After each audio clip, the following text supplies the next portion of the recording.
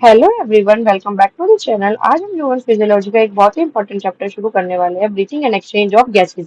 ये chapter NEET के लिए बहुत इंपॉर्टेंट है और सिर्फ इसी चैप्टर से हर साल डायरेक्ट और इनडायरेक्ट क्वेश्चन पूछे जाते हैं। लेकिन इस चैप्टर को पढ़ने से पहले मैं आपसे एक सिंपल सा क्वेश्चन पूछना चाहती हूँ कि हम सांस क्यों लेते हैं। अगर यही क्वेश्चन मैं एक छोटे बच्चे से पूछती तो वो बोलता शायद मैम जिंदा रहने के लिए।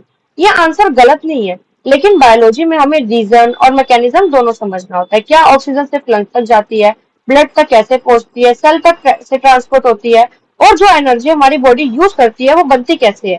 ये सारे क्वेश्चन इसी चैप्टर में आंसर होंगे, इसलिए मैं चाहती हूँ कि आप डेफिनेशन को रटने की जगह कॉन्सेप्ट को समझना। अगर एक बार कॉन्सेप्ट क्लियर कर लोगे तो नीट की डिफिकल्ट से डिफिकल्ट क्वेश्चन को भी आप आसानी से कर पाओगे। तो हम सबसे पहले देखते हैं ब्रीथिंग। डेली लाइफ में हम सब ब्रीथिंग करते हैं, लेकिन साइंटिफिक लैंग्वेज में ब्रीथिंग का एग्जैक्ट मतलब क्या होता है। ब्रीथिंग का मतलब होता है एयर का बॉडी के अंदर आना और बॉडी के बाहर जाना। लेकिन ध्यान दीजिए, यहाँ पे मैंने ऑक्सीजन नहीं बोला, मैंने बोला है एयर। क्या एयर का बॉडी के अंदर आना और बॉडी के बाहर जाना। क्यों? क्योंकि जब हम इनहेल करते हैं तब सिर्फ ऑक्सीजन नहीं आती। एटमॉस्फेयर एयर में ऑक्सीजन के साथ nitrogen, carbon dioxide, water vapour और कुछ इनर्ट गैसेस भी होती है जो आती है। लेकिन हमारी बॉडी जो है वो मेनली किसका यूज करती है? ऑक्सीजन का यूज करती है। इसलिए हम जनरली बोल देते हैं कि ऑक्सीजन अंदर जा रही है। अब ब्रीथिंग के दो पार्ट होते हैं, सबसे पहला इनहेलेशन और दूसरा पार्ट होता है एक्सहेलेशन। तो सबसे पहले हम देखते हैं इनहेलेशन को। इनहेलेशन और इंस्पिरेशन का मतलब होता है इनटेक ऑफ एयर। अब इस लाइन को डिटेल में समझते हैं। सबसे पहले एक बात, इनहेलेशन और इंस्पिरेशन जो होते हैं वो दोनों सेम वर्ड है। बायोलॉजी में दोनों एक ही प्रोसेस को रिप्रेजेंट करते हैं। इनहेलेशन का सिंपल मतलब होता है बॉडी के अंदर हवा लेना। लेकिन हवा अंदर जाती कैसे है? क्या लंग्स हवा को खींच लेता है? तो आंसर है नहीं। यह फिजिक्स का एक बहुत इंपॉर्टेंट कॉन्सेप्ट काम आता है। जब डायफ्राम कॉन्ट्रैक्ट करता है और रिब्स थोड़ी बाहर की तरफ मूव करती है, तब चेस्ट कैविटी का जो साइज होता है वो इंक्रीज हो जाता है। जैसे ही चेस्ट कैविटी की वॉल्यूम जो है वो इंक्रीज होती है, तो लंग्स के अंदर जो प्रेशर होता है वो एटमॉस्फेयर से कम हो जाता है।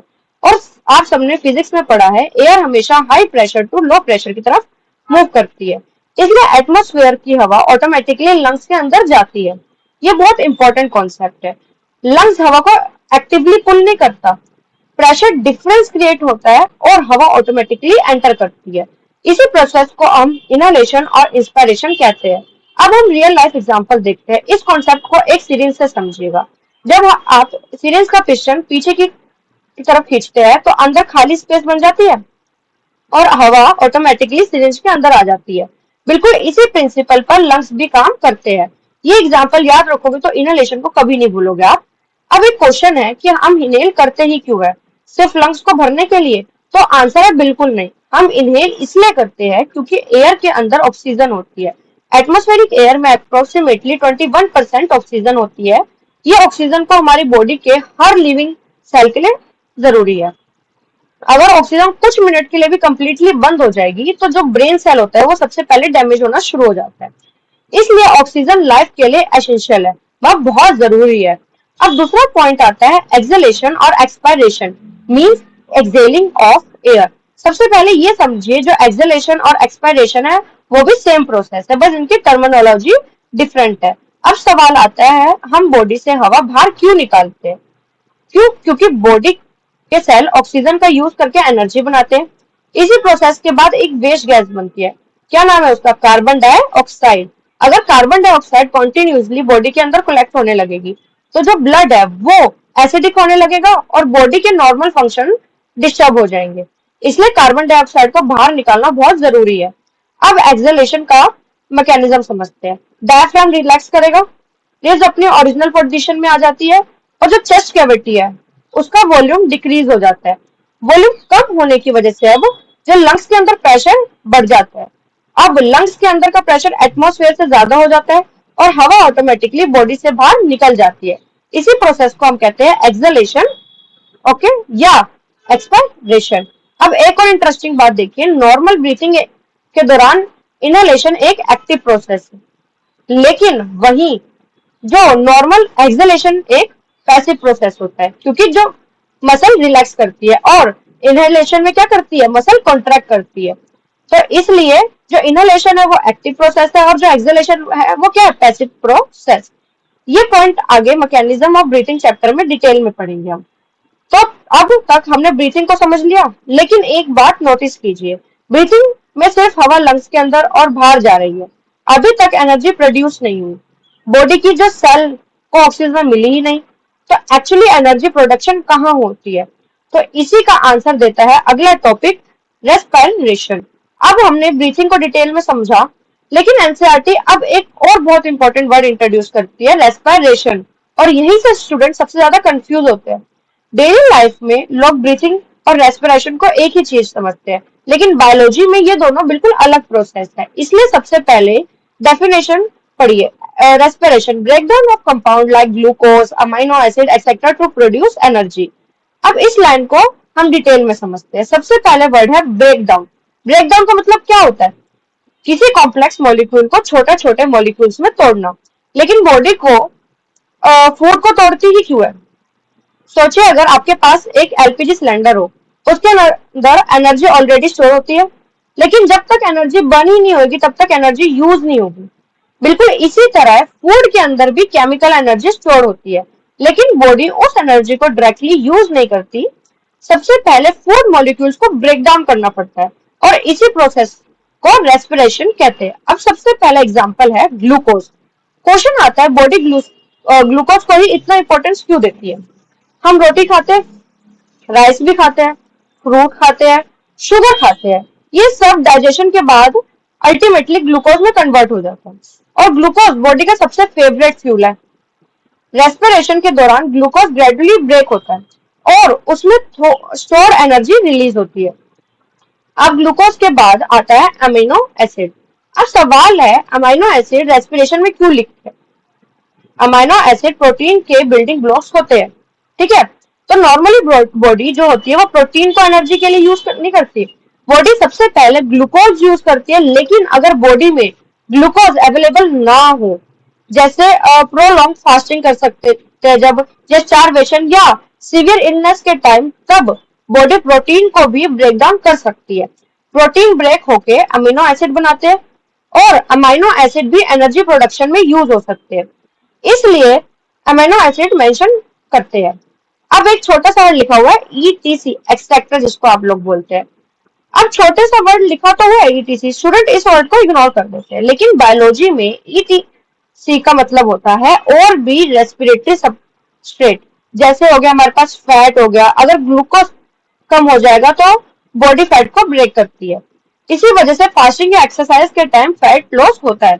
यानी रेस्पिरेशन सिर्फ ग्लूकोज का ब्रेकडाउन नहीं है, बॉडी सिचुएशन के अकॉर्डिंग अलग अलग मॉलिक्यूल्स का यूज कर सकती है। अब लाइन का सबसे important part, to produce energy. Respiration का फाइनल ऑब्जेक्टिव क्या है? सिर्फ ऑक्सीजन यूज करना? तो आंसर है नहीं। सिर्फ ग्लूकोज छोड़ना? तो भी नहीं। फाइनल ऑब्जेक्टिव है उसका एनर्जी बनाना। लेकिन एनर्जी किस फॉर्म में बनती है? हमने पहले भी चैप्टर्स में देखे थे। तो एनर्जी किस फॉर्म में बनती है? तो एनर्जी बनती है हमारे पास एटीपी की फॉर्म में। तो एटीपी का फुल फॉर्म क्या है? Adenosine triphosphate, ATP. एटीपी को बॉडी की एनर्जी करेंसी कहा जाता है। जैसे मार्केट में पैसे के बिना शॉपिंग नहीं कर सकते आप, वैसे ही बॉडी एटीपी के बिना कोई काम नहीं कर सकते। आप काम में क्या आ जाएगा? जैसे walking, running, speaking, heart beat, digestion, thinking, writing, या हम बोल देते हैं मसल कॉन्ट्रैक्शन। तो सब एटीपी से ही पॉसिबल होता है। इसलिए रेस्पिरेशन बॉडी के लिए लाइफ प्रोसेस है। अब एक बार दोनों को कंपेयर करते हैं, ठीक है। ये कंपैरिजन बहुत इंपॉर्टेंट है। ब्रीथिंग सिर्फ एयर का मूवमेंट होता है, लंग्स में होती है, फिजिकल प्रोसेस है, एनर्जी प्रोड्यूस नहीं होती। रेस्पिरेशन में सेल के अंदर होती है, हमने ये देखा कि सेल के अंदर होती है, सही बात है। केमिकल प्रोसेस है, फूड ब्रेक डाउन होता है, एटीपी प्रोड्यूस होती है। इसी वजह से ब्रीथिंग और रेस्पिरेशन कभी भी सेम प्रोसेस नहीं होते। लेकिन breathing is commonly known as respiration. अब इस लाइन को ध्यान से समझिए। यहाँ एनसीईआरटी ने एक वर्ड यूज किया, कॉमनली। कॉमनली का मतलब होता है रोज की लैंग्वेज में। डेली लाइफ में लोग बोल देते हैं कि रेस्पिरेशन चल रहा है या रेस्पिरेशन रेट, लेकिन साइंटिफिकली अगर देखा जाएगा तो ब्रीथिंग और रेस्पिरेशन अलग अलग प्रोसेस है। एनसीईआरटी सिर्फ ये कह रही है कि कॉमन लैंग्वेज में लोग ब्रीथिंग को रेस्पिरेशन बोल देते हैं। साइंटिफिक लैंग्वेज में ऐसा नहीं है। ये लाइन कॉन्सेप्चुअल एमसीक्यू बन सकती है। अब एक क्वेश्चन, अगर रेस्पिरेशन सेल के अंदर होती है तो ऑक्सीजन सेल तक पहुंचती कैसे है? क्या ऑक्सीजन डायरेक्टली लंग से सेल के अंदर जम कर जाती है? बताओ। तो आंसर है नहीं। बॉडी के अंदर एक प्रॉपर सीक्वेंस फ्लो होता है। इसी सीक्वेंस को अब नीचे एक फ्लो चार्ट के फॉर्म में दिया गया है। ये रहा हमारे पास फ्लो चार्ट। ठीक है, मैं चाहती हूँ कि आप इस फ्लो चार्ट को सिर्फ डायग्राम में समझिएगा। ये पूरे चैप्टर का रोड मैप है। अब हम रेस्पिरेशन की पूरी जर्नी को स्टेप बाय स्टेप समझते हैं। अब रेस्पिरेशन को 5 मेजर स्टेप में डिवाइड करते हैं। मैं चाहती हूँ कि आप ऑक्सीजन के साथ इमेजिन कीजिए कि हम बॉडी के अंदर ट्रेवल कर रहे हैं, तो जिससे आप इमेजिन भी कर पाओगे कि ऑक्सीजन कैसे कैसे जा रही है। देखते हैं ऑक्सीजन एटमोस्फेरिक फेयर से बॉडी की सेल तक कैसे पहुंचती है। सबसे पहला स्टेप है ब्रीथिंग। ये वही प्रोसेस है जो हमने अभी तक पढ़ा है। ऑक्सीजन रिच एयर लंग के अंदर एंटर करती है, carbon dioxide rich air lungs के बाहर निकलती है। लेकिन ध्यान रखिएगा, अभी ऑक्सीजन सिर्फ लंग्स तक पहुंची है, ब्लड तक नहीं, सेल तक भी नहीं। एनर्जी भी अभी प्रोड्यूस नहीं हुई है इधर, इसलिए ब्रीथिंग सिर्फ फर्स्ट स्टेप है। अब हम सेकंड स्टेप देखते हैं, exchange of gases between lungs and pulmonary capillaries. सबसे पहले ये टर्म समझिए, पल्मोनरी का मतलब क्या होता है? लंग्स से रिलीज। पल्मोनरी का मतलब क्या होता है? लंग्स से रिलेटेड। और कैपिलरीज बॉडी की सबसे छोटी ब्लड वेसल होती है। लंग्स के अंदर million of tiny air sac होते हैं, इन्हें हम एल्वुलाई कहते हैं।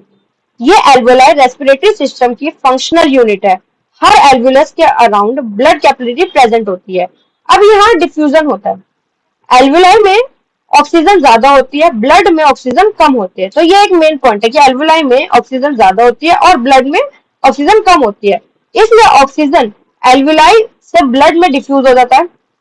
ब्लड में कार्बन डाइऑक्साइड ज्यादा होती है, एल्वुलाई में कार्बन डाइऑक्साइड क्या होती है? कम होती है।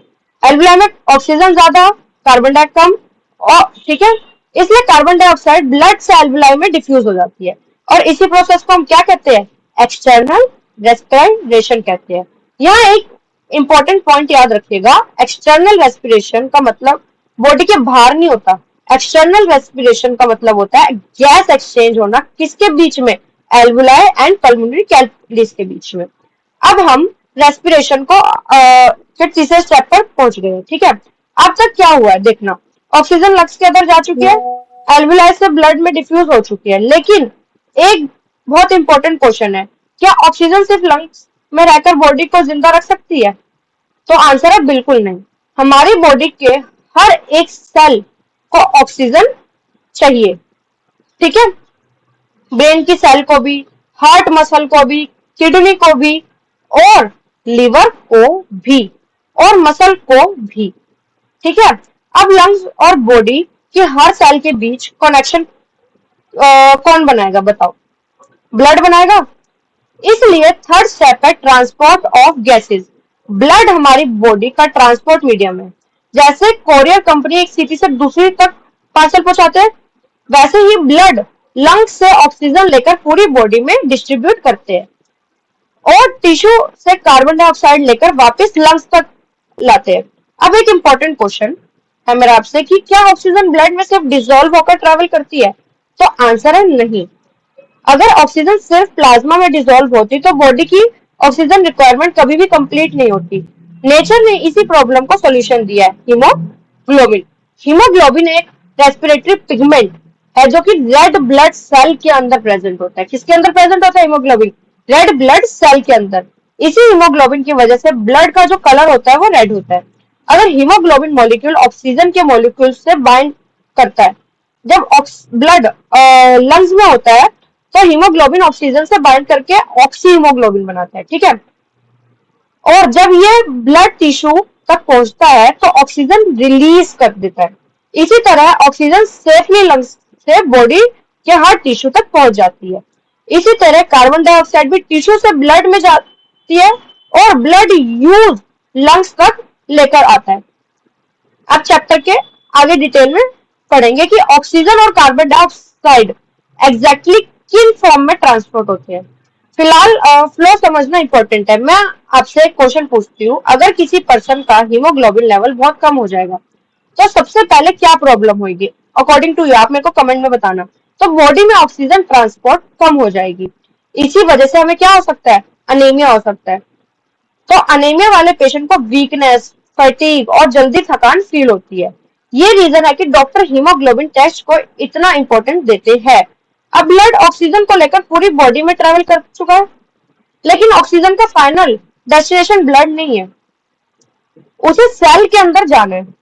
तो ब्लड से ऑक्सीजन टिश्यू के अंदर कैसे जाती है, इसी को समझते हैं अब हम फोर्थ स्टेप पे।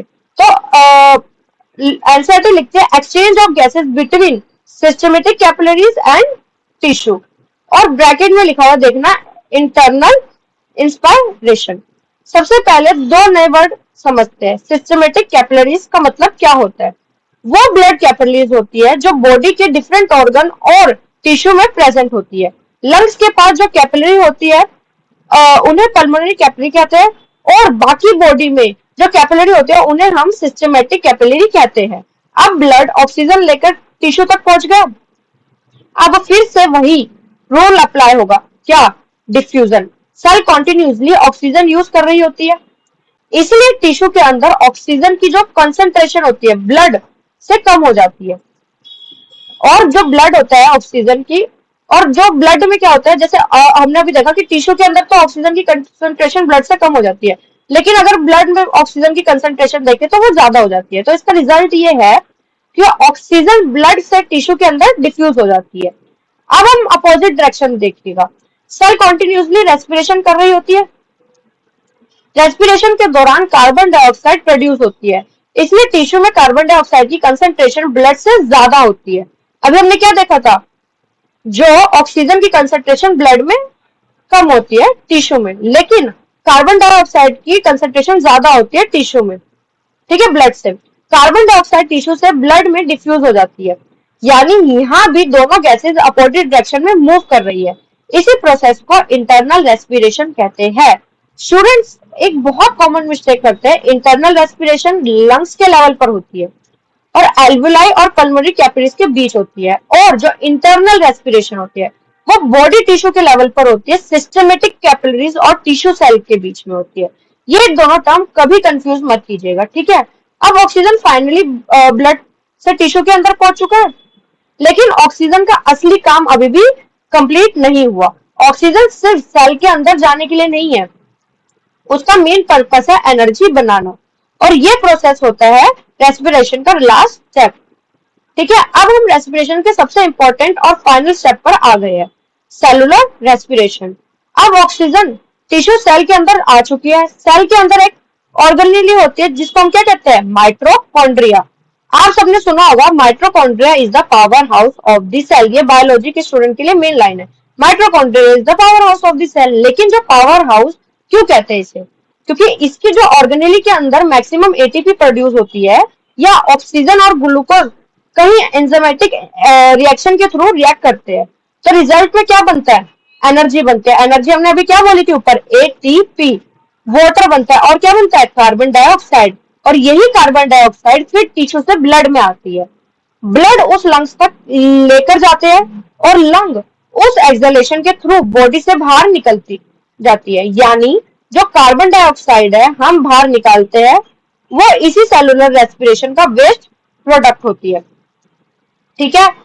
अब हम देखना, अब नोट्स में नीचे की एक लाइन लिखी हुई है, utilisation of the oxygen to break down organic compounds to produce energy. इस लाइन का मतलब है सेल के अंदर ऑक्सीजन का एक्चुअल यूज होता है, सिर्फ ऑक्सीजन प्रेजेंट होना इनफ नहीं है, ऑक्सीजन को ग्लूकोज और दूसरे ऑर्गेनिक कंपाउंड को ऑक्सीडाइज करना होता है। इसी ऑक्सीडेशन का प्रोसेस के बाद एटीपी एनर्जी प्रोड्यूस होती है, यानी ऑक्सीजन का फाइनल प्रोसेस क्या है, एनर्जी प्रोडक्शन। इसीलिए ऑक्सीजन को लाइफ सपोर्टिंग गैस कहा जाता है। आज सिर्फ 1 मिनट में पूरी जर्नी को रिवाइज करते हैं। सबसे पहले ब्रीथिंग के थ्रू ऑक्सीजन लंग्स में गई, फिर एल्वुलाई और पल्मोनरी कैपिलरी के बीच में गैस एक्सचेंज हुआ, ब्लड ऑक्सीजन को पूरी बॉडी तक लेकर गया, सिस्टमेटिक कैपिलरीज से ऑक्सीजन टिश्यू के अंदर रिफ्यूज हुई थी, और फाइनली हमने क्या देखा था, माइटोकॉन्ड्रिया ने ऑक्सीजन का यूज करके एटीपी एनर्जी प्रोड्यूस कर दी थी। इसी तरह कार्बन डाइऑक्साइड सेल से ब्लड में, ब्लड से लंग्स में, और लंग्स से बॉडी के बाहर आ गई। ये पूरा साइकिल हमारी बॉडी में हर सेकंड कॉन्टिन्यूसली चलता रहता है। अब तक हमने रेस्पिरेशन की कंप्लीट जर्नी समझ ली है। अब हम देखेंगे कि ऑक्सीजन बॉडी के अंदर कैसे आती है, ब्लड तक कैसे पहुंचती है, टिश्यू तक कैसे ट्रांसपोर्ट होती है और फाइनली एटीपी कैसे बनती है। ठीक है, लेकिन अब एक बहुत इंटरेस्टिंग क्वेश्चन आता है, क्या दुनिया के हर ऑर्गेनिज्म रेस्पिरेटरी ऑर्गन लंग्स ही होता है? तो आंसर क्या होगा? यस होगा। तो फिश पानी के अंदर सरवाइव ही नहीं कर पाती। अर्थवर्म के पास लंग्स ही नहीं होते, कॉकरोच के पास भी लंग्स ही नहीं होते, स्टारफिश के पास भी लंग्स नहीं होते, फिर भी ये सब ऑर्गेनिज्म रेस्पिरेशन करते हैं। तो क्वेश्चन ये है, आखिर डिफरेंट ऑर्गेनिज्म रेस्पिरेशन कैसे करते हैं? ठीक, तो ये देखो, अब ये बना हुआ है हमारा पूरा फ्लो चार्ट। ठीक है, हाँ, तो इसी कॉन्सेप्ट को एनसीईआरटी रेस्पिरेटरी स्ट्रक्चर के नाम से एक्सप्लेन करती है। एनसीईआरटी रेस्पिरेटरी स्ट्रक्चर को दो बेसिक क्लासिफाई करती है, पहला करती है हैबिटेट में और दूसरा करती है लेवल ऑफ ऑर्गेनाइजेशन में। ये दोनों क्लासिफिकेशन अलग अलग लॉन्ग्वेज पर बेस्ड है। हैबिटेट हमें बताता है ऑर्गेनिज्म कहाँ रहता है और लेवल ऑफ ऑर्गेनाइजेशन बताता है ऑर्गेनिज्म की बॉडी कितनी सिंपल या कितनी कॉम्प्लेक्स है। सबसे पहले हैबिटेट को समझते हैं। तो सबसे पहले एक बेसिक क्वेश्चन है कि हैबिटेट क्या होता है। तो हैबिटेट का मतलब होता है बच्चों, natural place where an organism live, जहाँ पे एनिमल रहता है, यानी ऑर्गेनिज्म नेचुरली किस एनवायरनमेंट में रहता है। एग्जाम्पल जैसे फिश हो गया, फिश का हैबिटेट वाटर है, ह्यूमन का हैबिटेट लैंड है, व्हेल पानी में रहती है लेकिन मैमल है, फ्रॉग दोनों जगह सरवाइव कर सकता है। हैबिटेट के अकॉर्डिंग रेस्पिरेटरी ऑर्गन भी चेंज हो जाते हैं, इसलिए हैबिटेट को दो कैटेगरी में डिवाइड किया गया है। सबसे पहला किया गया है एक्वेटिक ऑर्गेनिज्म। एक्वा का, अब इधर एक्वा वर्ड का मतलब होता है वाटर, यानी एक्वेटिक ऑर्गेनिज्म वो होते हैं जो वाटर में रहते हैं। जैसे कौन कौन हो गए, कौन कौन पानी में रहते हैं? फिश हो गया, प्रॉन हो गए, क्रैब हो गए और शार्क हो गए। अब बहुत सारे एक्वेटिक एनिमल होते हैं। अब एक बहुत इंपॉर्टेंट क्वेश्चन है, पानी के अंदर ऑक्सीजन होती भी है या नहीं? तो बहुत स्टूडेंट बोल देते हैं कि वाटर के अंदर ऑक्सीजन नहीं होती।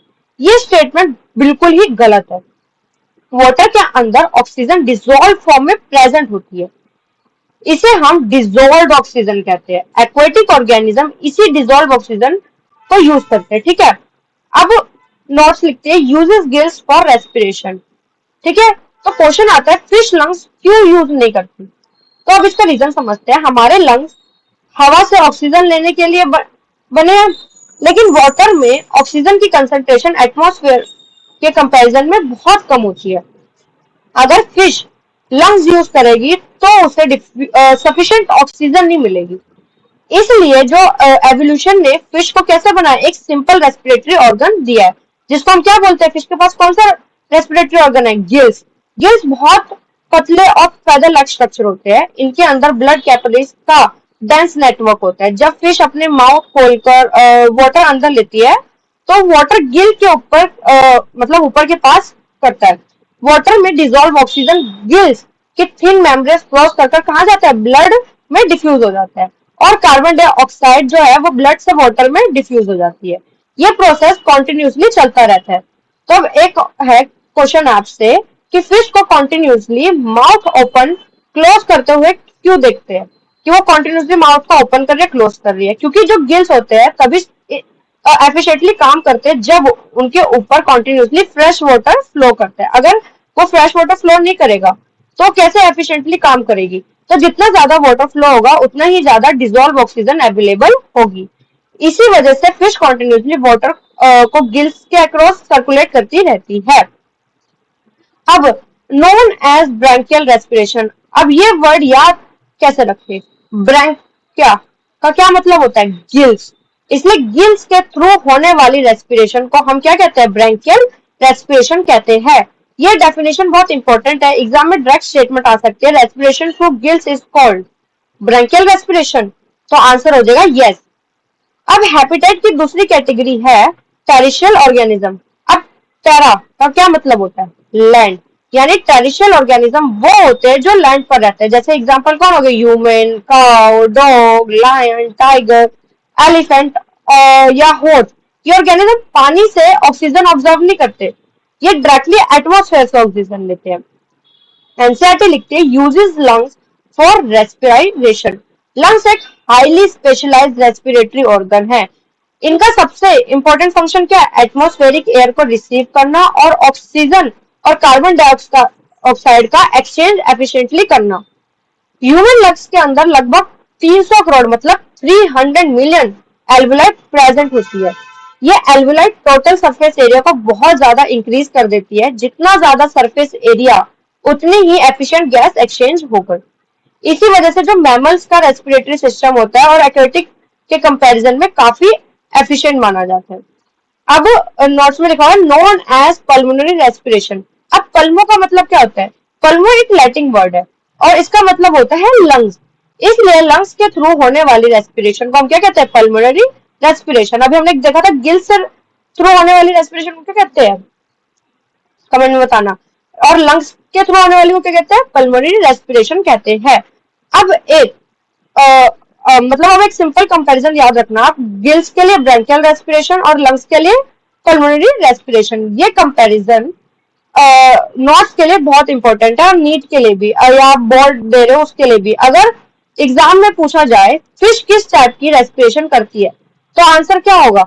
Branchial respiration. और अगर पूछा जाए ह्यूमन किस टाइप की रेस्पिरेशन करते हैं तो क्या होगा? Pulmonary respiration. ये डायरेक्ट 1 मार्क कॉन्सेप्ट है।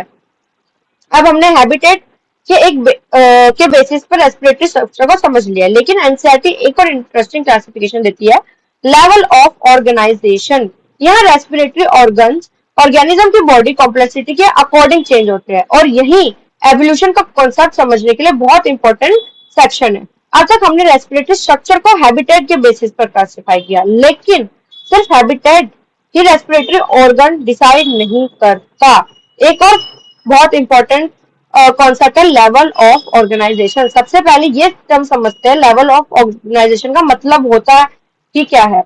किसी ऑर्गेनिज्म की बॉडी कितनी सिंपल और कितनी कॉम्प्लेक्स है।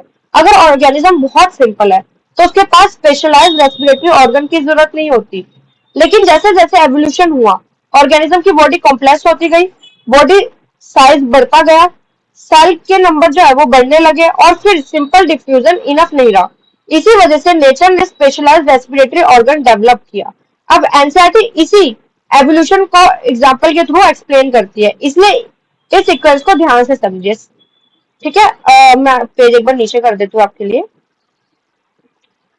हाँ, तो सबसे पहले देखते हैं पॉरीफेरा, नाइडीरिया, टीनोफोरा एंड प्लेटीहेल्मिन्थेस। ये सब कंपैरेटिवली अब मतलब लाइक ये सब कंपैरेटिवली सिंपल ऑर्गेनिज्म है। अब सवाल आता है इनके पास जो है लंग्स क्यों नहीं होते? रीजन समझिए। इन ऑर्गेनिज्म की बॉडी बहुत छोटी होती है, बॉडी वॉल बहुत थिन होती है मतलब पतली होती है, और इनके ऑलमोस्ट हर सेल इंटरनल या एक्सटर्नल इन्वायरमेंट के बहुत पास होता है। क्या लगता है आपको? इनकी जो हर सेल इंटरनल या एक्सटर्नल इन्वायरमेंट के पास होता है, तो जानिए इनकी जो ऑलमोस्ट हर सेल होता है वो एक्सटर्नल इन्वायरमेंट के बहुत पास होती है। इसलिए ऑक्सीजन को किसी स्पेशल रेस्पिरेटरी ऑर्गन की जरूरत नहीं पड़ती।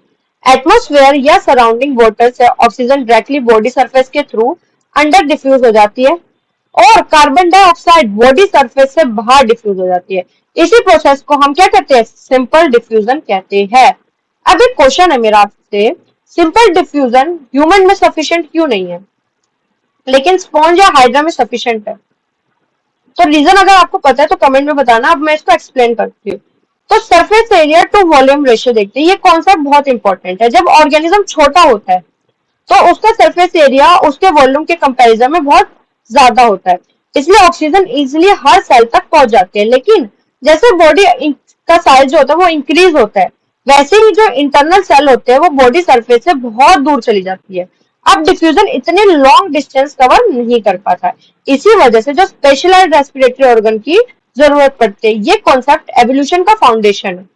ठीक है, अब एग्जांपल देखते हैं। पॉरीफायर का एग्जांपल होता है स्पॉन्ज, नाइडेरिया का एग्जांपल होता है हाइड्रा और जेलीफिश, टीनोफोरा का हो गया कॉम जेलीज, और प्लेटीहेल्मिन्थेस का हमारे पास एग्जांपल क्या हो गया?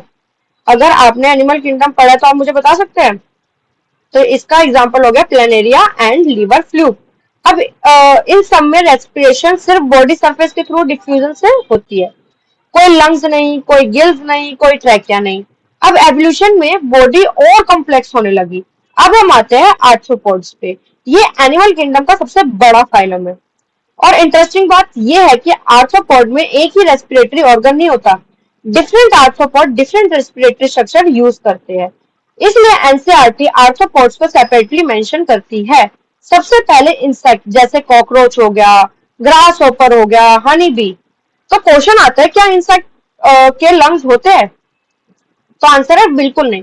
इंसेक्ट रेस्पिरेशन नहीं करते। ठीक है, तो ट्रैकियल सिस्टम की हेल्प से बॉडी के साइड पर जो छोटे छोटे ओपनिंग होते हैं ना, उसको हम क्या कहते हैं? स्पेरिकल। इस स्पेरिकल से एयर अंदर एंटर करती है। ठीक है, और फिर ट्रैकियल नाम की ट्यूब के थ्रू डायरेक्टली बॉडी सेल तक पहुंच जाती है। यहाँ जो ब्लड ऑक्सीजन ट्रांसपोर्ट नहीं करती। ये पॉइंट बहुत इंपॉर्टेंट है। यहाँ ब्लड ऑक्सीजन ट्रांसपोर्ट नहीं करती। ठीक है, इन इंसेक्ट ऑक्सीजन डायरेक्टली टिश्यू तक जाती है। क्या? इन इंसेक्ट ऑक्सीजन डायरेक्टली टिश्यू तक जाती है, ये याद रखना। अब स्पाइडर को देखिए। स्पाइडर के पास बुक लंग्स होते हैं। ठीक है, बुक लंग्स का नाम इसलिए पड़ा क्योंकि उनका स्ट्रक्चर बुक के पेजेस की तरह लेयर्ड होता है। इन लेयर की वजह से सरफेस एरिया क्या होता है? इंक्रीज होगा, डिक्रीज। तो इसकी वजह से जो सरफेस एरिया होता है वो इंक्रीज हो जाता है और जो गैस एक्सचेंज है वो एफिशिएंटली होती है। अब हम देखते हैं क्यूटेनियस, जैसे कि प्रॉन्स हो गया, क्रैब्स हो गए, लोबस्टर हो गए, ये वाटर में रहते हैं, इसलिए इनके पास रेस्पिरेटरी ऑर्गन होता है। कौन सा होता है? अभी हमने फिश में देखा था, गिल्स। यानी आर्थ्रोपॉड में रेस्पिरेटरी ऑर्गन हैबिटेट के अकॉर्डिंग चेंज होता रहता है। अब अगला फाइलम है हमारे पास मोलस्का। एग्जाम्पल कौन कौन सा आ गया? Snail, mussel, octopus, squid. Most aquatic जो मोलस्क होते हैं वो रेस्पिरेशन करते हैं किससे? किससे करते हैं? नाइडेरिया यानी गिल्स की हेल्प से। ये फेदर लाइक स्ट्रक्चर होते हैं। जितना ज्यादा सरफेस एरिया उतना एफिशिएंट गैस एक्सचेंज। अब आता है एकाइनोडर्मेटा। एग्जाम्पल आते हैं स्टारफिश और सी यूक्रेन।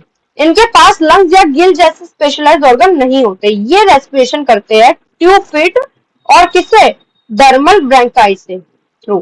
ट्यूब फीट का मेन फंक्शन क्या होता है? लोकोमोशन है, लेकिन ये रेस्पिरेशन में भी हेल्प करता है। अब हम पहुंच गए हैं सबसे इंपॉर्टेंट फाइलम पे। कौन सा सबसे इंपॉर्टेंट फाइलम हमारे पास? कॉर्डेटा।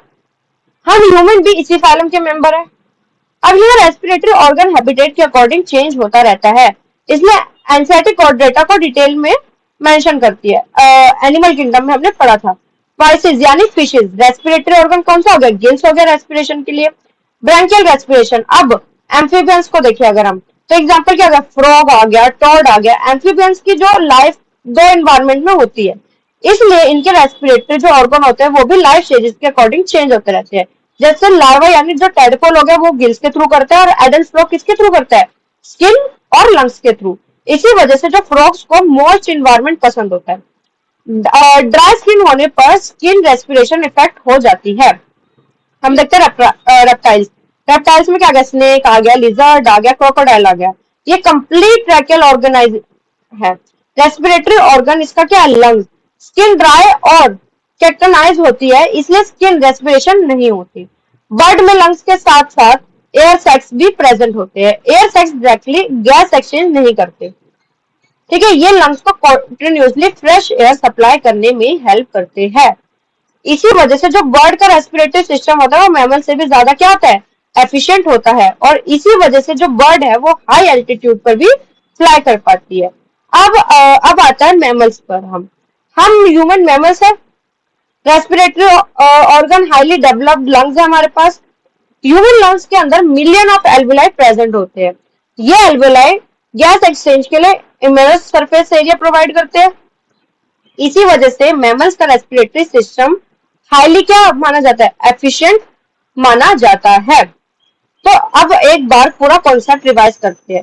हैबिटेट के बेसिस पर aquatic animal gives branchial respiration, terrestrial animal के उस पे lungs, pulmonary respiration. Level of organisation के बेसिस पर porifera, cnidaria, ctenophora, platyhelminthes diffusion करते हैं। Insect tracheal system, spider book lungs, cutaneous gills और मोलस्का गिल्स। और एकाइनोडर्मेटा की बात करें तो ट्यूब फिट होते हैं, डर्मल ब्रैंकियाई होते हैं। फिश के पास क्या होता है? गिल्स होता है। एम्फीबिया के पास क्या होता है? Gills in larva, skin and lungs in adult. Reptiles के पास लंग होता है, बर्ड्स के पास लंग विद एयर सैक होता है, और मैमल्स के पास क्या होता है, हाईली डेवलप्ड लंग्स होते हैं। अब हमने एक बहुत इंपॉर्टेंट कॉन्सेप्ट समझ लिया। Different organism different respiratory structure use करते हैं, लेकिन इस चैप्टर का मेन फोकस हमारा रेस्पिरेशन नहीं है, इसलिए हम डिटेल में ह्यूमन रेस्पिरेटरी सिस्टम को स्टडी करेंगे और देखेंगे कि एयर नॉस्ट्रिल से एंटर होकर एल्विलाई तक किस रूट से ट्रेवल करती है और हर स्ट्रक्चर का एग्जैक्ट फंक्शन क्या होता है। ठीक है, तो अब देखिए सेकंड पेज।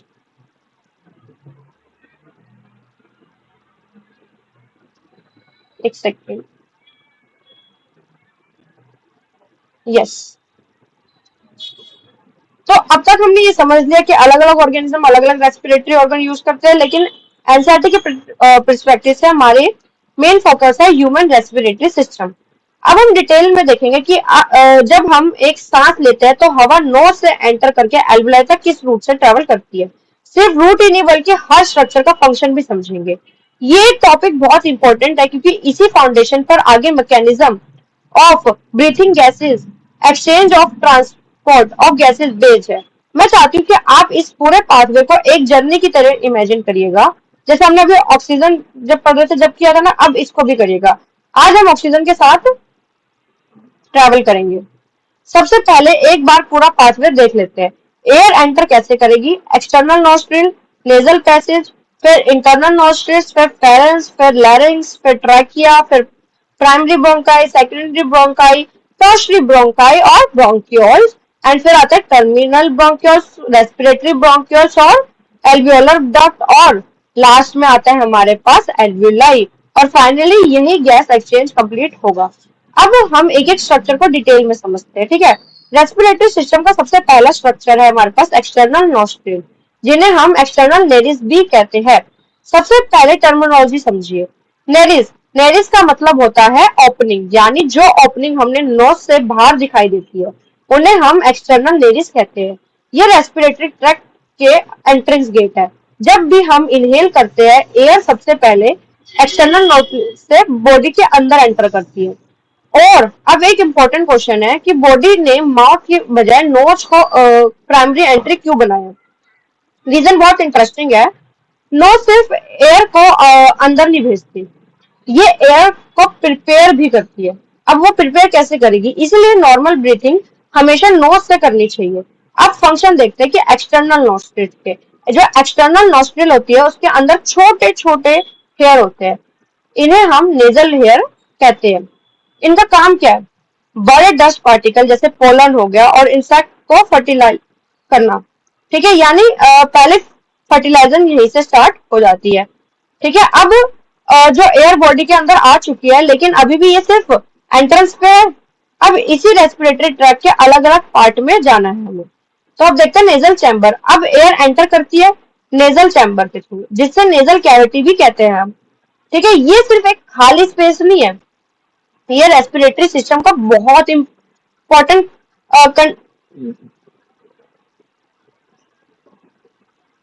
ये रेस्पिरेटरी सिस्टम का बहुत इंपॉर्टेंट कंडीशनिंग चैम्बर है। यहाँ एयर के साथ तीन इंपॉर्टेंट प्रोसेस होते हैं। मैं इन्हें हमेशा 3FS रूल बोलती हूँ। फर्स्ट फंक्शन है फर्टिलाइजेशन। नेजल कैविटी के अंदर म्यूकस प्रेजेंट होता है, ये म्यूकस स्टिकी होता है। एयर के साथ जो छोटे डस्ट पार्टिकल्स होते हैं जैसे बैक्टीरिया हो गए, फंगाई हो गए या पोलन हो गया, एंटर करते हैं, वो म्यूकस में चिपक जाते हैं। इसी म्यूकस के ऊपर माइक्रोस्कोपिक हेयर लाइक स्ट्रक्चर होता है जिसे हम क्या कहते हैं, सीलिया। ये सीलिया कॉन्टिन्यूसली बीट करता रहता है और म्यूकस को धीरे धीरे थ्रोट की तरफ भेजता रहता है। यहाँ जहां या तो वो स्वेलो हो जाता है या स्नीज के थ्रू बाहर निकल जाता है। यानी नेजल कैविटी रेस्पिरेटरी ट्रैक्ट की क्लीनिंग भी करता है। और सेकंड फंक्शन क्या होता है, वार्मिंग ऑफ एयर। अगर बाहर, मैं क्वेश्चन पूछती हूँ, अगर बाहर का जो टेम्परेचर अगर वो 5 डिग्री सेल्सियस तो क्या लंग्स इतनी ठंड वाली हवा डायरेक्टली रिसीव कर सकता है? तो आंसर है बिल्कुल नहीं कर सकता। वो नेजल कैविटी के अंदर ब्लड कैपिलरीज का रिच नेटवर्क होता है, ये ब्लड वर्म होता है। जब ठंडी हवा नेजल कैविटी के जो हवा है वो नेजल कैविटी से पास करती है तो ये ग्रेजुअली वार्म हो जाती है। इसलिए लंग तक पहुंचते पहुंचते एयर बॉडी टेम्परेचर के आसपास आ जाती है। और थर्ड फंक्शन है हमारा मॉइस्चराइजिंग। हमारे एल्वुलाई की जो सरफेस होती है वो हमेशा मॉइस्ट होनी चाहिए। ड्राई एयर एल्वुलाई को डैमेज कर सकती है, तो इसलिए जो नेजल कैविटी होती है वो इनकमिंग एयर में मॉइस्चर ऐड करती है। लंग्स को वार्म करना, क्या रिजल्ट आता है? लंग्स को वार्म करना, क्लीन करना, और मॉइस्ट एयर क्या करती है? मॉइस्ट एयर क्या करती है? उसको मिलती है। इसी वजह से डॉक्टर हमेशा रिकमेंड करते हैं कि breathe through your nose not through your mouth, क्योंकि माउथ से तीन फंक्शन प्रॉपरली परफॉर्म नहीं करता। अब अगर एग्जाम में पूछा जाए नेजल कैविटी के मेजर फंक्शन क्या है, तो इसका आंसर होगा फर्टिलाइजेशन और वार्मिंग और मॉइस्चराइजिंग ऑफ इंस्पायर्ड एयर। अब नेजल कैविटी से ट्रैवल कर चुकी है, लेकिन अभी भी ये रेस्पिरेटरी पैसेज के अंदर ही है। अब ये एंटर करेगी किसके अंदर? इंटरनल नेरिस के अंदर। एक्सटर्नल नॉस्ट्रिल्स बॉडी के बाहर वाली ओपनिंग थी, लेकिन जो इंटरनल नेरिस है वो ओपनिंग है जो नेजल कैविटी को फेरेंक्स से कनेक्ट करती है। ठीक है, यानी यहाँ से एयर नेजल कैविटी को लीव कर देती है और फेरेंक्स में एंटर करती है। ठीक है, तो ध्यान रखिएगा एक्सटर्नल नेरिस जो होती है वो एयर एंटर द बॉडी, लेकिन जो इंटरनल नेरिस होते हैं वो air leave the nasal cavity and enter the pharynx. ये दोनों टर्म स्टूडेंट बहुत बार कंफ्यूज कर देते हैं, इसलिए इनका डिफरेंस क्लियर होना चाहिए। अब एयर पहुंचती कहाँ पे है? फेरेंक्स पे। तो फेरेंक्स को हम क्या कहते हैं? कॉमनली थ्रोट कहते हैं। ये रेस्पिरेटरी सिस्टम और डाइजेस्टिव सिस्टम का कॉमन पैसेज है, यानी यहाँ से दोनों चीजें पास हो सकती है, एयर भी और फूड भी। इसी वजह से बॉडी को यहाँ एक स्पेशल सेफ्टी मैकेनिज्म की जरूरत पड़ती है, और इसी सेफ्टी मैकेनिज्म का नाम क्या होता है? एपिग्लोटिस। इसके बारे में हम नेक्स्ट टॉपिक लेरेंस में डिटेल से पढ़ेंगे। देखो, अब एयर फेरेंक्स को क्रॉस कर चुकी है, अगला ऑर्गन क्या है? लेरेंस। लेरेंस को हम क्या कहते हैं? वॉइस बॉक्स या साउंड बॉक्स कहते हैं।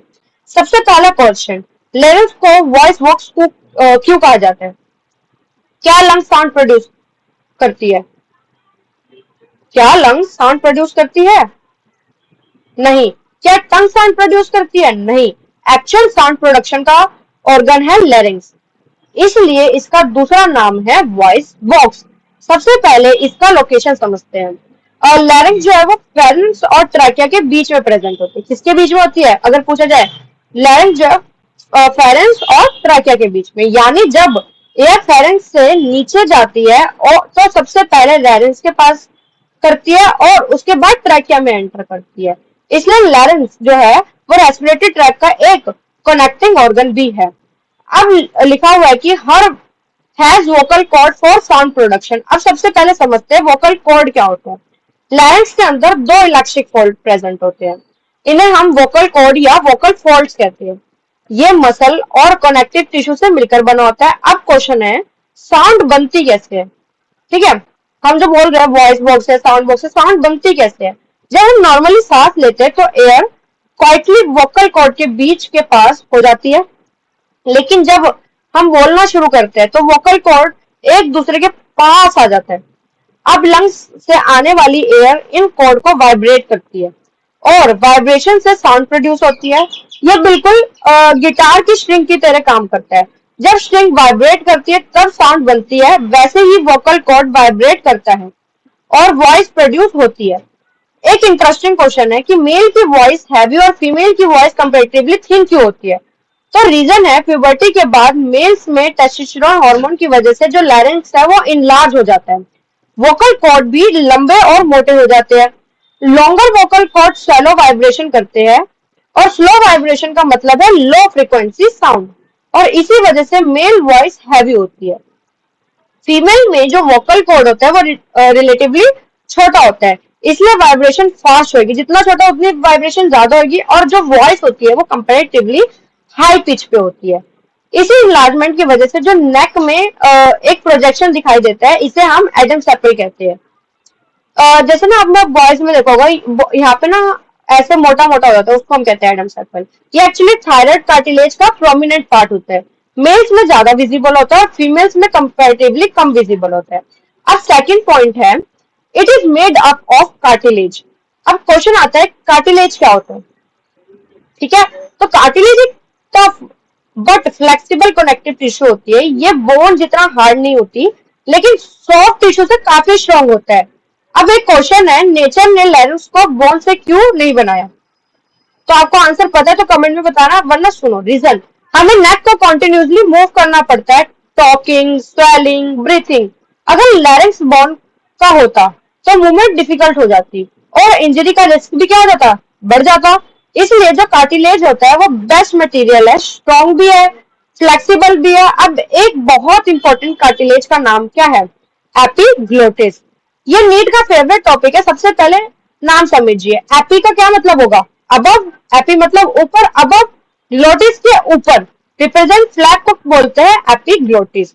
ये एक लीव शेप इलास्टिक कार्टिलेज होती है और इसका फंक्शन लाइफ सेविंग है। अब क्वेश्चन है कि ग्लोटिस क्या होता है?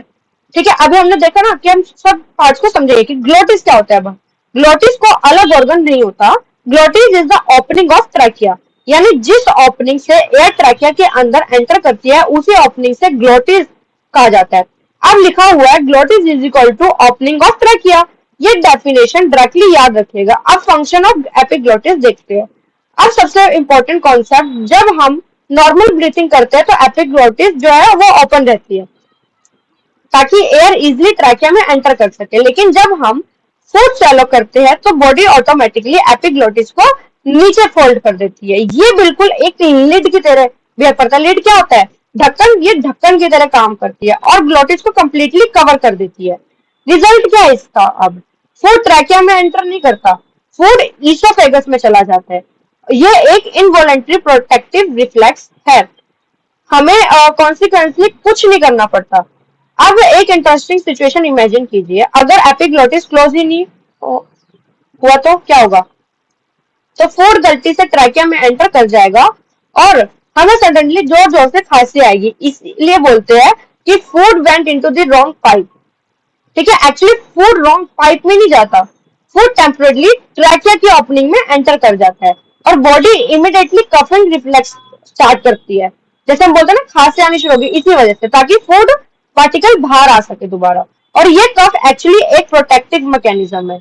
इसी रीजन की वजह से डॉक्टर बोलते हैं कि कभी भी हंसते हुए या बात करते हुए फूड स्वैलो मत करो, क्योंकि उस टाइम एपिग्लोटिस और ब्रीथिंग दोनों सिमिल्टेनियसली कोऑर्डिनेट कर रहे हैं होते हैं और चॉकिंग का रिस्क बढ़ जाता है। अब डायफ्राम को देखिए, सबसे ऊपर है क्या कहते हैं एपिग्लोटिस, ये प्रोटेक्टिव फ्लैप है।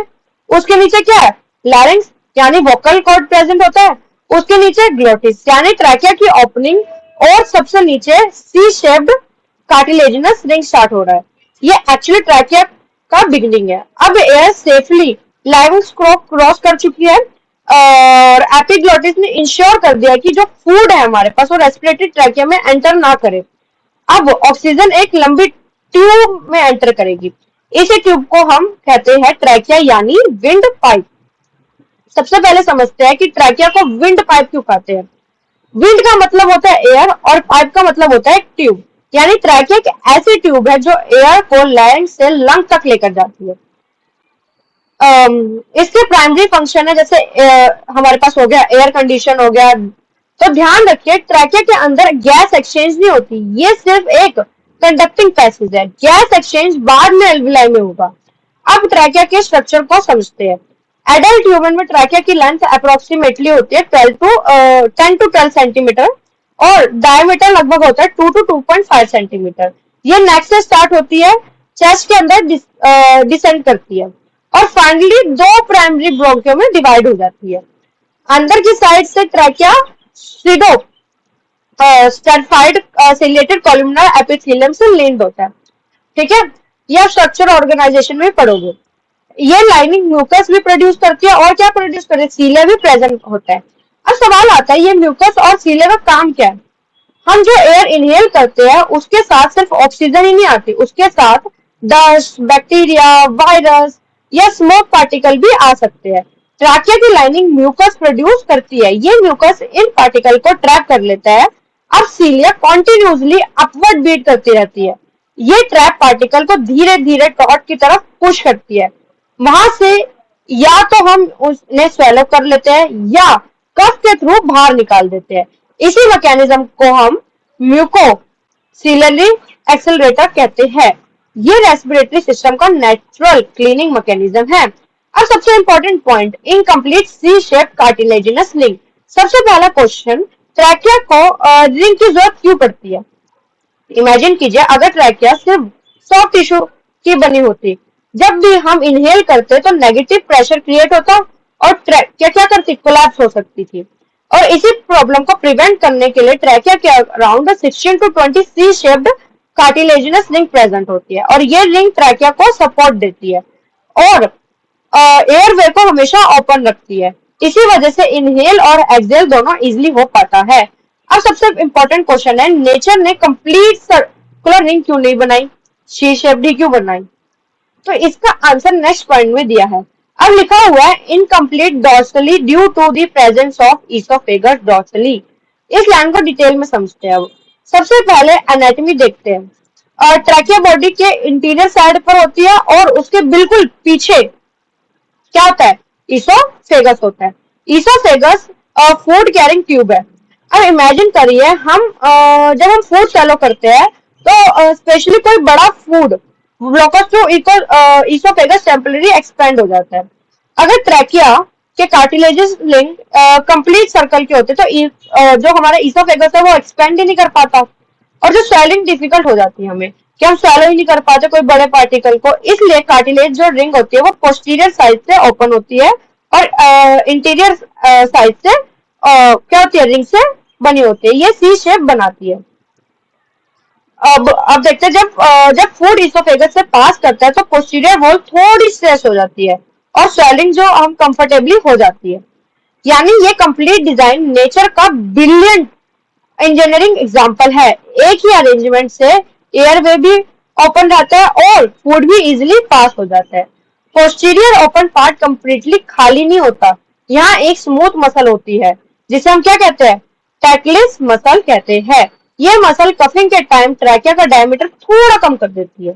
इसका रिजल्ट निकलता है एयर हाई स्पीड से बाहर निकलती है और फॉरेन पार्टिकल बाहर रिमूव हो जाते हैं। अब ट्रैकिया सीधे लंग्स के अंदर नहीं जाती, चेस्ट के अंदर आकर ये डिवाइड हो जाती है। अब सीधे साइड में बॉक्स में लिखा है, देखो, divide at the level of fifth thoracic vertebra into primary bronchi. ये पॉइंट नीट के लिए इंपॉर्टेंट है, यानी अप्रोक्सीमेटली T5 वर्टिब्रा पे, मतलब thoracic फिफ्थ वर्टिब्रा पे के लेवल पर ट्रैकिया जो है वो ब्रांचेस में डिवाइड होती है। इसी पॉइंट को हम क्रेनिया कहते हैं। ठीक है, क्रेनिया रेस्पिरेटरी ट्रैक्ट का बहुत सेंसिटिव एरिया। अगर यहाँ कोई डस्ट पार्टिकल या फूड पार्टिकल टच करे तो immediately severe coughing reflex start हो जाता है। ठीक है, अब ट्रैकिया डिवाइड होकर दो ब्रांचेस बनाते हैं। कौन कौन सी? पहली राइट प्राइमरी ब्रोंकस और लेफ्ट प्राइमरी ब्रोंकस। ये दोनों अपने अपने लंग्स में एंटर करते हैं। अब एक बहुत फेवरेट नीट कॉन्सेप्ट है, राइट प्राइमरी ब्रोंकस और लेफ्ट प्राइमरी ब्रोंकस सेम नहीं होते। राइट ब्रोंकस शॉर्टर होता है और वाइडर होता है और मूव करते कैसे, और मोर वर्टिकल होता है। ठीक है, और जो लेफ्ट वाला होता है वो लॉन्गर होता है और नैरो होता है और कंपैरेटिवली हॉरिजॉन्टल होता है। इसी वजह से अगर गलती से कोई फॉरेन ऑब्जेक्ट रेस्पिरेटरी ट्रैक में चला जाए तो वो ज्यादा चेंजेस से राइट प्राइमरी ब्रोंकाइस में फंसता है।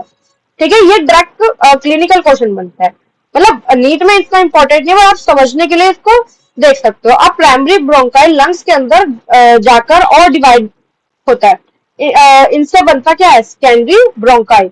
अब सेकेंडरी ब्रोंकाई और डिवाइड होती है और बनाती है टर्शरी ब्रोंकाई। इन्हें सेगमेंटल ब्रोंकाई भी कहते हैं। ठीक है, ये लंग्स के इंडिविजुअल ब्रोंको पल्मोनरी सेगमेंट को एयर सप्लाई करती है।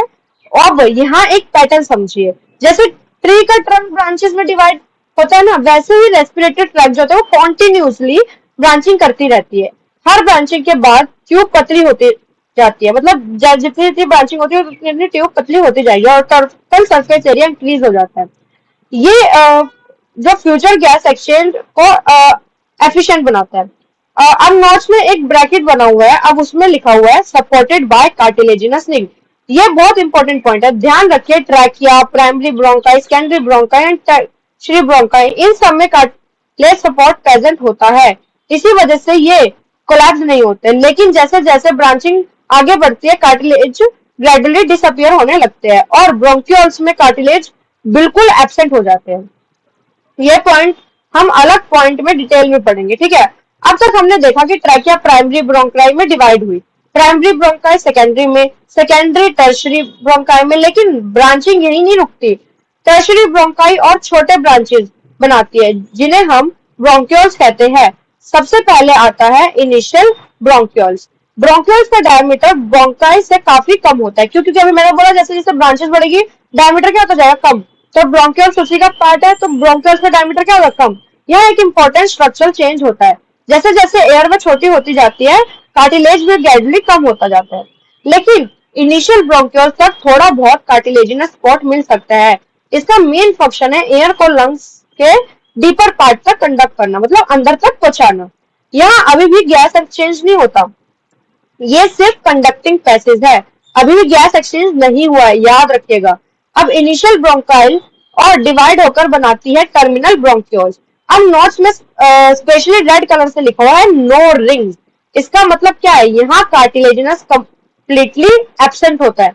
अब क्वेश्चन, अगर कार्टिलेज नहीं होता तो एयर वे कोलैप्स क्यों नहीं होती, तो इसका रीजन समझिए। जो टर्मिनल ब्रोंक्यूल की वॉल में स्मूथ मसल प्रेजेंट होती है, ये मसल ब्रोंक्यूल का डायमीटर कंट्रोल करती है। इसी वजह से एस्मा जैसे डिजीज में प्रॉब्लम होती है। एस्मा अटैक के टाइम ये स्मूथ मसल कॉन्ट्रैक्ट कर जाती है, ब्रोंक्यूल्स नैरो हो जाती है और पेशेंट को सांस लेने में डिफिकल्टी होती है। इसी कॉन्सेप्ट पर ब्रोंकोडायलेटर मेडिसिन काम करती है। ये मसल को रिलैक्स कर देती है और एयरवे फिर से ओपन हो जाती है। ये बहुत इंपॉर्टेंट क्लिनिकल कोरिलेशन है, ठीक है। अब टर्मिनल ब्रोंक्यूल्स क्या होता है और डिवाइड होकर बनाती है रेस्पिरेटरी ब्रोंक्यूल्स।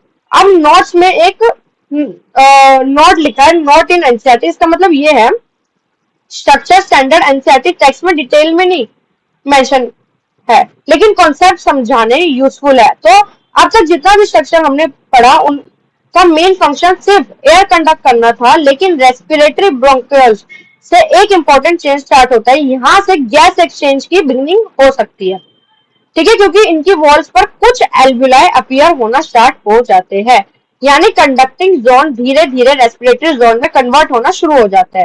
रेस्पिरेटरी ब्रोंकाइल के बाद आता है हमारे पास एल्वुलर डक्ट। इसे आप एक नैरो पैसेज समझ सकते हैं, जिसके दोनों साइड पर एल्वुलाई अटैच होती है। ये डक्ट एयर को फाइनल डेस्टिनेशन तक लेकर जाता है। यहाँ से ऑक्सीजन ऑलमोस्ट एल्वुलाई के बिल्कुल पास पहुंच चुकी होती है। अब हम रेस्पिरेटरी सिस्टम के एक सबसे इंपॉर्टेंट स्ट्रक्चर पर पहुंच गए हैं, एल्वुलाई। अगर कोई मुझसे पूछे कि पूरे रेस्पिरेटरी सिस्टम का हार्ट कौन सा पार्ट है, तो मेरा आंसर होगा एल्वुलाई। क्यों? क्योंकि रेस्पिरेशन का एक्चुअल ऑब्जेक्टिव यही कंप्लीट होता है। Alveoli tiny balloon like air sac होता है। इनकी वॉल बहुत पतली होती है, सिर्फ 1 सेल थिक। तो क्वेश्चन है, नेचर ने एल्वुलाई की वॉल इतनी थिन क्यों बनाई? तो रीजन सिंपल है, जितनी थिन वॉल होगी उतने ही फास्ट डिफ्यूजन होगा और ऑक्सीजन और कार्बन डाइऑक्साइड इजिली एक्सचेंज हो पाएंगे। हर एल्वुलर के अराउंड ब्लड कैपिलरी के डेंस नेटवर्क होते हैं। इसका रीजन भी डिफ्यूजन ही है। एक साइड एल्वुलर, दूसरी साइड ब्लड, बीच में सिर्फ एक थिन रेस्पिरेटरी मेम्ब्रेन। इसी मेम्ब्रेन के अक्रॉस ऑक्सीजन ब्लड में डिफ्यूज होती है और कार्बन डाइऑक्साइड ब्लड से एल्वुलर्स में डिफ्यूज हो जाती है। अब एक और इंटरेस्टिंग फैक्ट, ह्यूमन लंग्स में लगभग 300 मिलियन एल्वुलाई प्रेजेंट होते हैं। ये सब मिलाकर लगभग 70 to 80 स्क्वायर मीटर का सरफेस एरिया प्रोवाइड करती है। तो सोचिए, ऑलमोस्ट एक बैडमिंटन कोर्ट के हाफ के बराबर सरफेस एरिया होता है। इसी ह्यूज सरफेस एरिया की वजह से गैस एक्सचेंज बहुत एफिशिएंटली होती है। अब नोट में एरो के साथ लिखा हुआ है गैस एक्सचेंज, यानी रेस्पिरेटरी जोन है। यही ऑक्सीजन एल्वुलाई से ब्लड में डिफ्यूज होती है और कार्बन डाइऑक्साइड ब्लड से एल्वुलाई में डिफ्यूज होती है। ये प्रोसेस प्रेशर डिफरेंस की वजह से ही होता है, कोई एनर्जी कंज्यूम नहीं होती, ठीक है। ये कंप्लीटली सिंपल डिफ्यूजन है। अब एक क्विक समरी आती है। सबसे पहले अपर रेस्पिरेटरी ट्रैक्ट क्या है, एक्सटर्नल नॉस्ट्रिल से लेकर लैरिंक्स तक के पार्ट। अब ये देखिए, ये यहाँ पे भी लिखा हुआ है,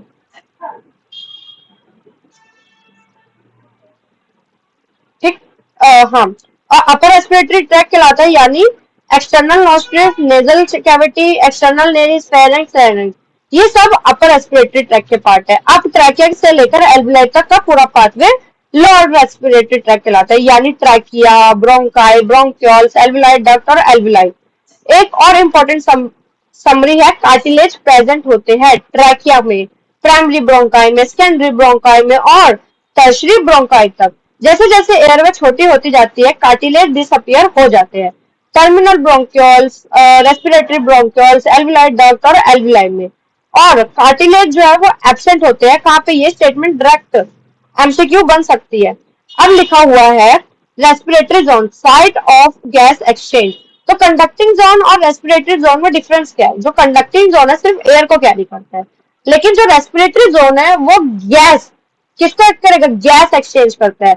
और क्या कहते हैं, एल्विलाई रेस्पिरेटरी जोन है, यानी ऑक्सीजन और कार्बन डाइऑक्साइड एक्सचेंज का एक्चुअल साइट है। लास्ट में एक की पॉइंट देखते हैं, epiglottis cover the glottis during swelling. ये लाइन बहुत इंपॉर्टेंट है, एक बार रिवाइज करते हैं। जब हम ब्रीथिंग करते हैं तो जो एपिग्लोटिस ओपन रहती है, जब हम ब्लड स्वेलो करते हैं तो एपिग्लोटिस जो होते हैं ग्लोटिस को कवर कर देती है। तो इसका रिजल्ट आता है जो फूड ट्रैकिया में एंटर नहीं करता और सेफली ईसोफेगस में चला जाता है। ये बॉडी का नेचुरल प्रोटेक्टिव मैकेनिज्म है। एक बार पूरा पाथवे रिवाइज करते हैं, external nostrils, nasal cavity, internal nares, pharynx, larynx, trachea, primary bronchi, secondary bronchi, tertiary bronchi, terminal bronchioles और sorry initial bronchioles, terminal bronchioles और रेस्पिरेटरी ब्रोंक्यूल्स और एल्वियोलर डक्ट और alveoli. और फाइनली यही ऑक्सीजन ब्लड में और कार्बन डाइऑक्साइड एल्विलाई में diffuse होती है। अगर आपको सिर्फ ये पाथवे और हर स्ट्रक्चर का फंक्शन याद हो गया तो ह्यूमन रेस्पिरेटरी सिस्टम का फाउंडेशन कंप्लीट हो जाएगा। अब हमने रेस्पिरेटरी सिस्टम के सारे ऑर्गन समझ आ गए हैं, लेकिन एक बहुत इंपॉर्टेंट क्वेश्चन अभी भी बाकी है। जब हम इनहेल करते हैं लंग्स एक्सपेंड कैसे होता है, और जब हम एक्सहेल करते हैं तो लंग्स वापस छोटा कैसे हो जाता है? क्या लंग्स खुद कॉन्ट्रैक्ट करता है या कोई मसल उन्हें हेल्प करती है? इसी मैकेनिज्म को हम नेक्स्ट पार्ट में समझेंगे, मैकेनिज्म ऑफ ब्रीथिंग के अंदर डिटेल में। तो स्टूडेंट्स, आज के लेक्चर में हमने breathing and exchange gases chapter की कंप्लीट फाउंडेशन बिल्ड कर लिया। हमने सबसे पहले ब्रीथिंग और रेस्पिरेशन का डिफरेंस समझा, उसके बाद रेस्पिरेशन के 5 मेजर स्टेप को डिटेल में पढ़ा, फिर डिफरेंट ऑर्गेनिज्म के रेस्पिरेटरी स्ट्रक्चर को समझा और फाइनली ह्यूमन रेस्पिरेटरी सिस्टम का कंप्लीट पाथवे पढ़ा है हमने, from external nostril all the way to alveoli तक। अगर आपको सिर्फ आज का लेक्चर अच्छा से समझ आ गया तो चैप्टर का 50 to 60% कॉन्सेप्ट ऑलरेडी स्ट्रॉन्ग हो चुका है। लेकिन अभी चैप्टर का सबसे इंटरेस्टिंग पार्ट बाकी है। क्या लंग सिर्फ हवा स्टोर करता है? कंडक्टिंग जोन और रेस्पिरेटरी जोन में एक्चुअल डिफरेंस क्या है? प्लूरल क्या होती है? लेफ्ट लंग छोटा क्यों होता है? और एल्वियोलस की वॉल सिर्फ एक सेल थिक ही क्यों होती है? ये सारे कॉन्सेप्ट हम नेक्स्ट लेक्चर में डिटेल में समझेंगे। अगर आज का लेक्चर आपको जनरली हेल्पफुल लगा तो वीडियो को लाइक जरूर कीजिएगा, चैनल को सब्सक्राइब कीजिएगा और इस प्लेलिस्ट को फॉलो कीजिएगा, क्योंकि इस चैप्टर का नेक्स्ट लेक्चर इसी का कंटिन्यूशन होगा। मैं मिलती हूँ आपसे पार्ट 2 में, तब तक रिवाइज कीजिएगा, एनसीईआरटी की लाइन एक बार जरूर पढ़िएगा और याद रखिएगा कॉन्सेप्ट स्ट्रॉन्ग होंगे तभी नीट इजी लगेगी। See you in the next lecture, bye everyone.